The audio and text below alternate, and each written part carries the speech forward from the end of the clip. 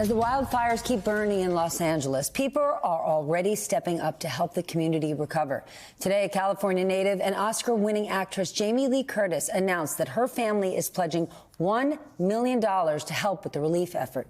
Last night, I had the chance to sit down with her and talk about the fires, the legacy of Jimmy Carter, and so much more. Here's tonight's keynote conversation. It's a catastrophic fire. I live in the Pacific Palisades. My home is safe. I live in a canyon directly next to this catastrophe. The canyon I live in today is intact and has been spared.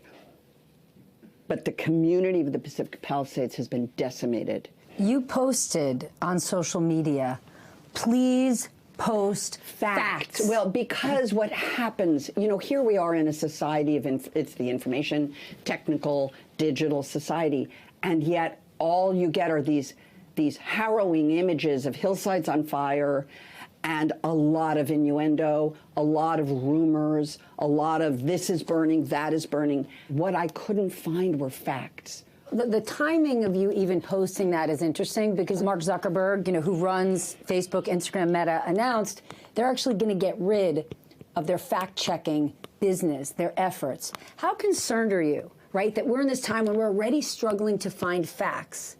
Now those guardrails on the things that we love, right? You love social media. I love social media. Well, I don't love it. You use it. You use it. Sorry. No. You use it. I use it solely for a purpose, and that is to sell something. My secret for anybody listening is you don't read any comments, ever. The whole idea is it's a portal. This is what I think and want to say, and you're welcome to join me or not.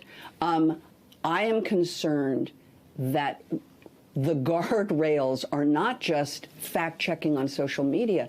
The guardrails are we've lost language. Yeah. Words do not mean what they mean. Language is this means this. And when we lose it in a political landscape, where if you tell me, oh, this is a fantastic orange table, wow, I love it. Where did you get this orange table? If enough people believe that that's an orange table, we're in really big trouble, Okay, but Stephanie. then isn't the answer... So that's the fact. Yes, the fact is this is blue. But then we can't give up on telling the truth. We can't give up. Well, you can never give up on it. Okay, but right now some people are saying, you know what, there's alternative facts, and I'm in this camp or I'm in this camp. By the way, that's fine, and they're entitled to that. The concern I have is that the most important thing that we have to protect is language, what things mean, and say, you know, in recovery we have a phrase, say what you mean and mean what you say, just don't say it mean. Oh. And that's a way to be able to tell the truth and mean it, but not go after somebody. I'm not going to go after anybody for their beliefs here. It's not my business. No one should. No one should. But this is not orange. This is actually blue. You tell serious truths, and you always have, right? Beyond being an actress, I think it's fair to say you've been an advocate for years and years for underdogs in all different verticals. Because Why? life is hard. Just life is hard, period, end of story for everybody. And I think people know that I know that.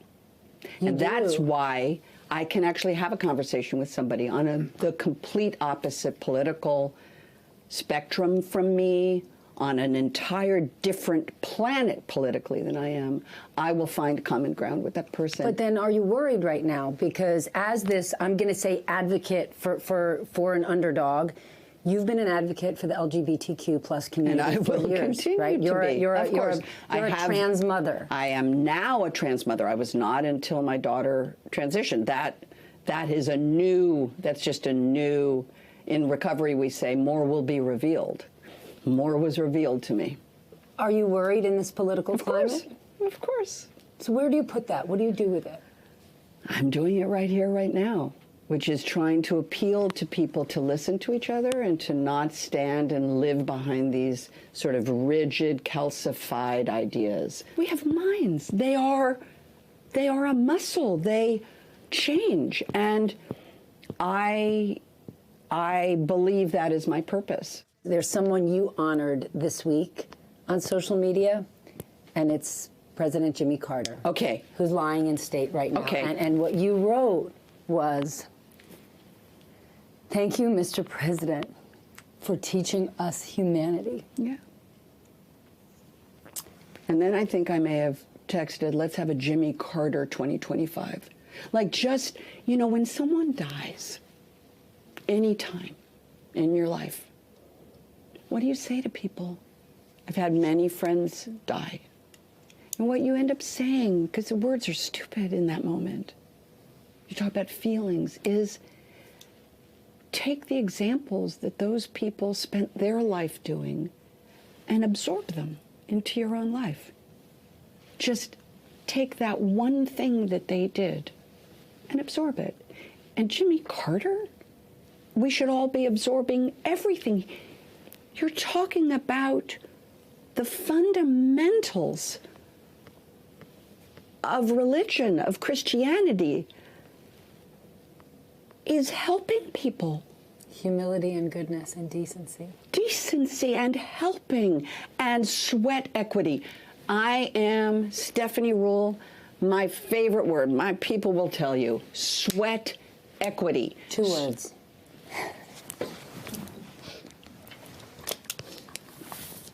Wise ass, my favorite 2 words. Do I punch her live on television, or do we wait until you've stopped rolling? Wise ass, those are my 2 favorite words. Sweat equity. Yes. Sweat equity means you have a friend, like I'm about to go home tomorrow morning for some sweat equity. Damn right. The sweat equity is to help my friends who've lost their homes, go to their houses, help them together. I hope everybody watching this can then tell their friends, let's just be more like Jimmy Carter. Let's be more willing to listen. Let's be more willing to do sweat equity to help each other and stay away from the calcified, rigidity of American politics today. I just say, let's just be light. And by the way, bring it. Because guess what? I'm not going to read your comments anyway. It's okay. You can say whatever you want. I don't care. I don't read it. I just don't read it. I want you to know I love you. I am so grateful. Happy to know you. I'm so grateful. I'm so grateful. Mwah. If you could not tell, Jamie Lee Curtis is not just one of my favorite actresses. She is one of my all-time favorite people. What you just watched was only a piece of our conversation. I urge you, I beg you, you can catch the entire interview. I think it's almost 40 minutes long on our YouTube page. Just go to msnbc.com/Stephanie Ruhle. If you've got 40 minutes, trust me on this one, you will not be disappointed.